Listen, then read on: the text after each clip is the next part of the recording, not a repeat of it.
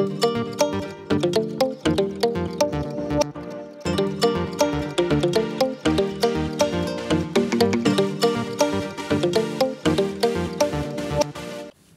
जकस रेसिपीजमध्ये तुम्हा सर्वांचे पुन्हा एकदा खूप खूप स्वागत आहे।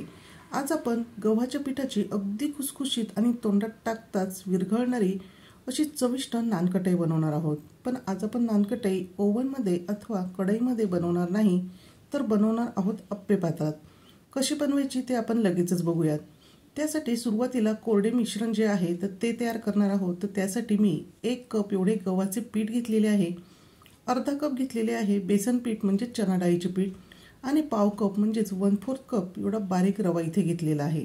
इथे आपल्याला बारीक रव्याचाच वापर करायचा आहे।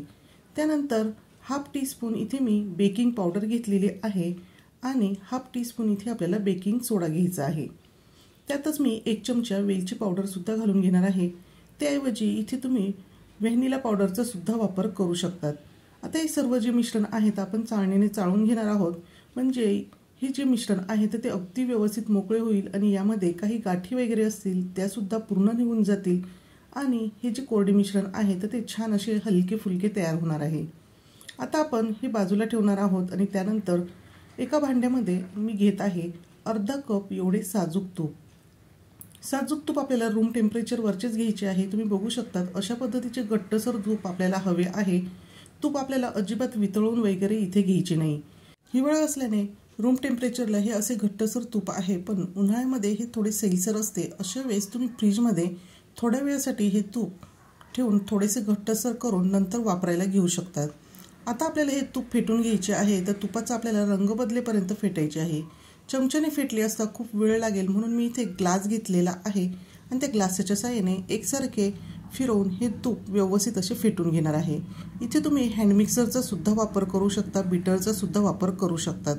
मिक्सरला अथवा बीटरला मिश्रण जास्त प्रमाणात चिकटते आणि अशा वेळेस हे मिश्रण वाया जाते, म्हणून मी इथे ग्लासचा वापर केलेला आहे आणि 3 ते 4 मिनिटं मी हे मिश्रण असेच व्यवस्थित फेटल्यामुळे या तुपाचा रंग सुद्धा बदललेला आहे। त्यानंतर आता मी यामध्ये 1 कप एवढी पिठी साखर घालून घेतलेली आहे। सुरुवातीला आपण पिठी साखर चमच्याच्या साहाय्याने मिक्स करून घेणार आहोत। तर तुम्ही बघू शकता की हे मिश्रण बऱ्याच प्रमाणात आपल्याला कोरडे वाटते आहे, पण जसजसे आता हे मिश्रण मिक्स होणार आहे तसतसे ते हलके फुलके होणार आहे, त्याचबरोबर थोडे सैलसर सुद्धा होणार आहे। साखर हे तुपामध्ये छान अशी विरघळायला लागली की हे मिश्रण थोडेसे सैलसर व्हायला सुरुवात होणार आहे। आता आपण ग्लासाने हे मिश्रण अगदी क्रीमी होईपर्यंत फेटून घेणार आहोत।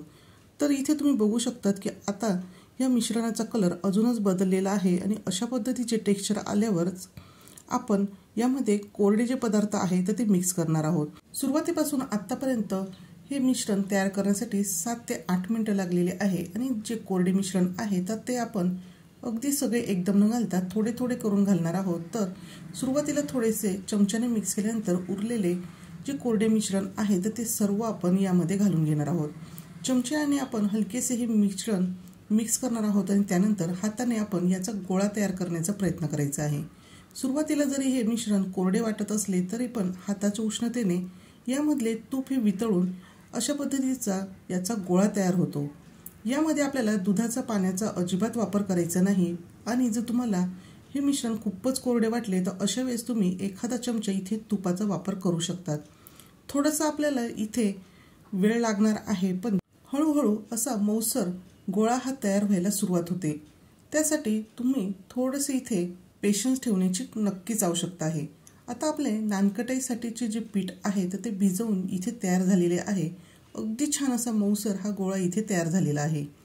आता मी तुम्हाला सुरुवातीलाच सांगितले होते की आज आपण ओव्हनमध्ये अथवा कढईमध्ये नानकटाई बनवणार नाही, तर आज आपण अप्पे पात्रामध्ये नानकटाई बनवणार आहोत।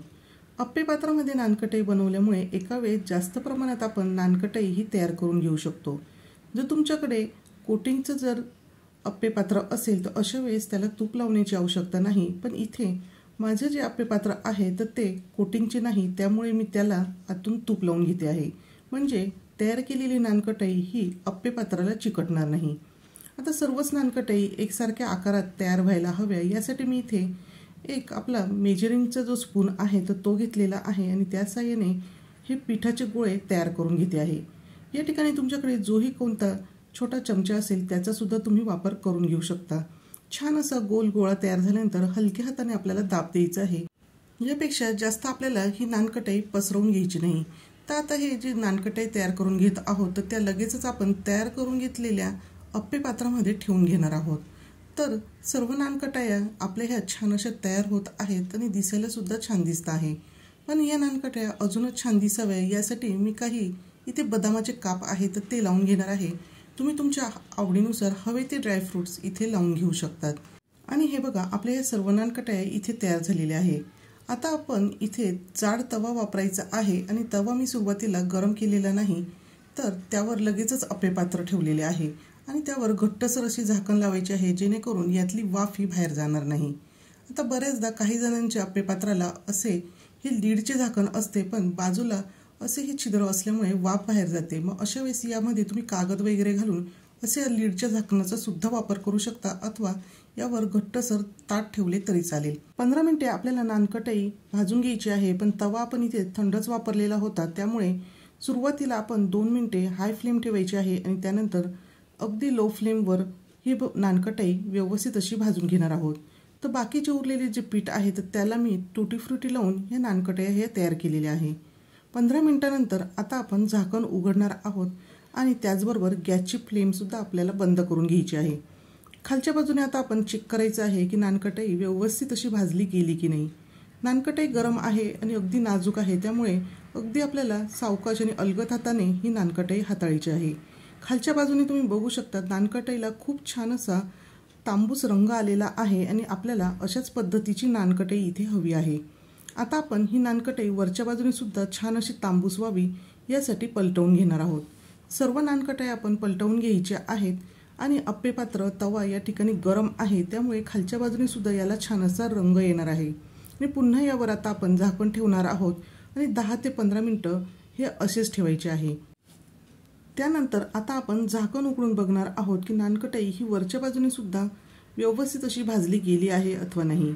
आपले अप्पे पात्र गरम असल्यामुळे या नानकटाईला वरच्या बाजूने सुद्धा अगदी सुंदर असा तांबूस रंग आलेला आहे आणि तुम्ही बघू शकता अगदी बेकरीमध्ये तयार होते त्या पद्धतीची ही नानकटाई इथे तयार झालेली आहे आणि अगदी कमी साहित्यामध्ये त्याचबरोबर मैद्याची नाही तर गव्हाच्या पिठापासून ही नानकटाई तयार होते आणि अप्पे पात्रात केल्यामुळे एकाच वेळेस आपण बऱ्याच नानकटाया ह्या तयार करून घेऊ शकतो। आता ही नानकटाई पूर्णपणे थंड झाल्यानंतर आपण एक नानकटाई तोडून बघणार आहोत तर अगदी छान अशी खुसखुशीत त्याचबरोबर तोंडात टाकताच विरघळणारी अशी ही नानकटाई तयार झालेली आहे। तर आहे की नाही अगदी सोपी पद्धत। अप्पे पात्र इथे वापरल्यामुळे गॅस इंधनाची सुद्धा बचत होते त्याचबरोबर वेळेची सुद्धा बचत होते। तर अशी ही कमीत कमी साहित्यामध्ये तयार होणारी खुसखुशीत चविष्ट अशी गव्हाच्या पिठाची नानकटाई तुम्ही सुद्धा घरी नक्कीच तयार करून बघा आणि ती तुम्हाला कशी वाटली हे कमेंट करून सांगायला विसरू नका।